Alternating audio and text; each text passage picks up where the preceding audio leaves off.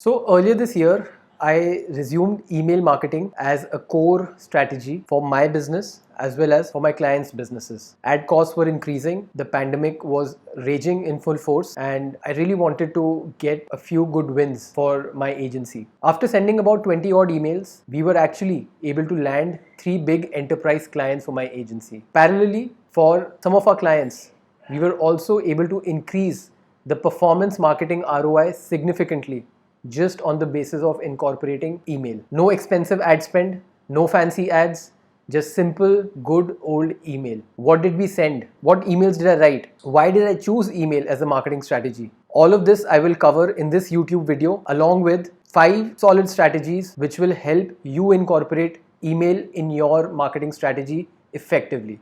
Email started in 1978. 43 years later, in 2021, it is still as effective.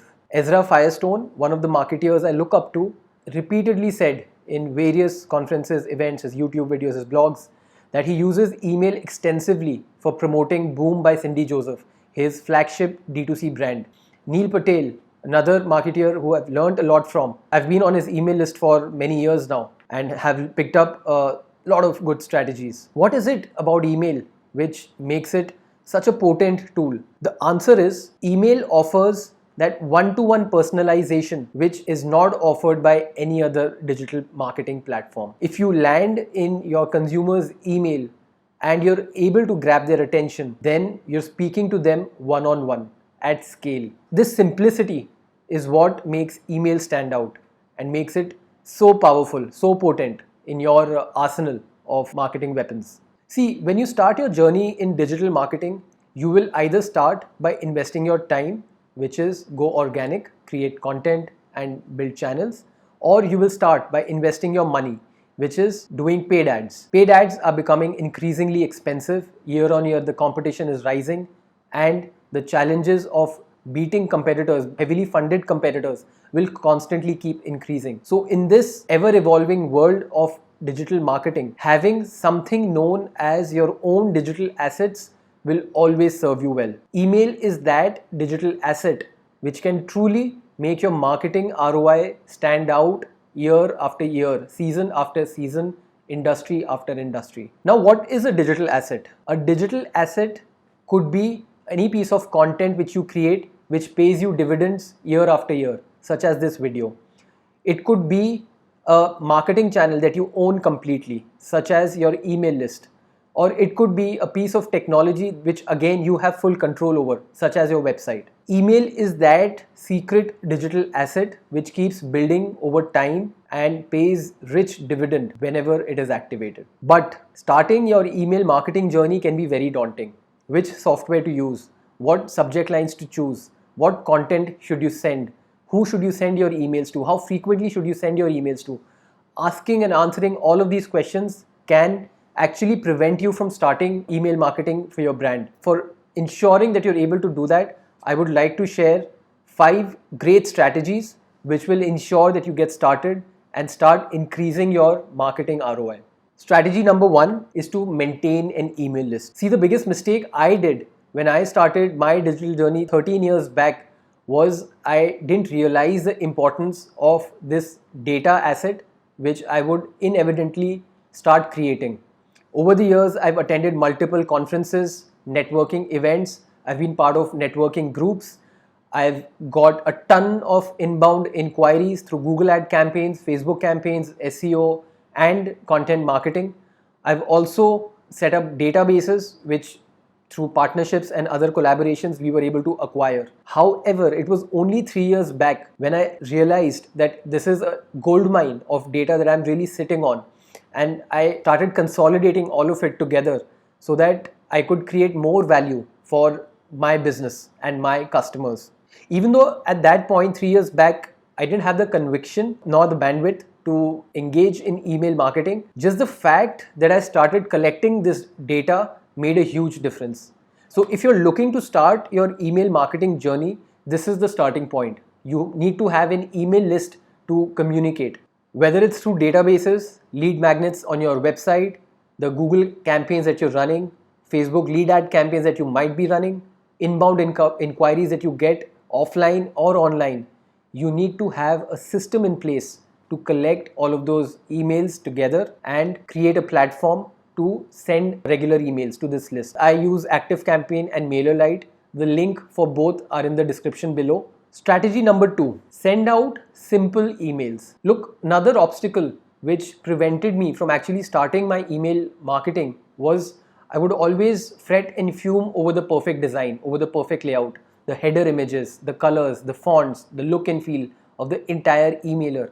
I was going to do one-on-one communication after all, right? So I wanted to make sure that it is perfect. But that actually prevented me from starting any sort of email marketing. In fact, I had my email content ready, which was a very simple welcome email, but it was nearly 2 months before I actually get started. It was then that Neil Patel's advice really helped me, where he shared that keep your emails simple and personal. I skipped over the entire design part, just a simple logo, my face, my name, and the copy. If your email copy is reasonably good, your emails will get opened and you will get good engagement, 20 to 30% open rates, which is fantastic. Strategy number 3, be authentic. Yet another myth which was holding me back from actually starting this journey was I felt like I had to be a copywriting ninja or an email marketing maestro to really give my clients, my customers, amazing value each time they opened my email, right? I wanted them to look forward to receiving emails from me.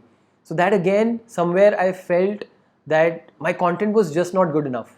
The fear of putting myself out there, having a random one-on-one dialogue with my email list was actually preventing me from sending out anything. So then this advice from Seth Godin really helped me a lot, where he said, be authentic, be yourself. Now, these 2 words of being authentic, being yourself is very simple to read, but in reality very difficult to apply. But it works. All I needed to do was have an honest open dialogue with my clients and draft it out in an email and start sending it out week after week.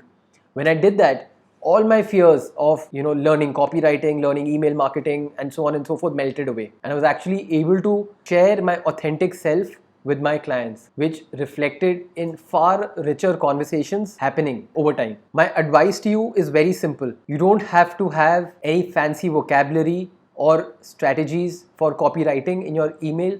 Just be authentic, be yourself. That is what your audience is looking for. They want to know about you. They don't care about anybody else. When they're speaking to you, they want to know your unique perspective, your unique ideas.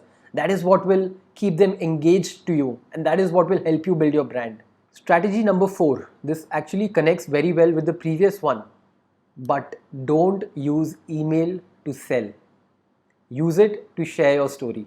This is a common mistake which a lot of marketers are guilty of, where after they start collecting emails, they're too excited to start harvesting them to grow their revenue, which is counterproductive, because what ends up happening then is people unsubscribe or you end up in spam folders too fast, too soon. The best way to use email is to share your story as it is happening, real time. Think of it like your personalized social media handle. Got a new project that you're working on, a new client testimonial that you won, some great advice that you would like to share, a realization that you had, a new team member who's joined your team, or an office party which happened. If you're spending time with your dog and you want to share fun moments from there, it could be anything that you want to share as part of your journey of growth. That is what people really want to see behind the scenes. Can you incorporate that in simple short emailers? If I talk about frequency, 1 email per week, that is it. You don't need to be sending a whole bunch of emailers. Nobody has the time to read that much.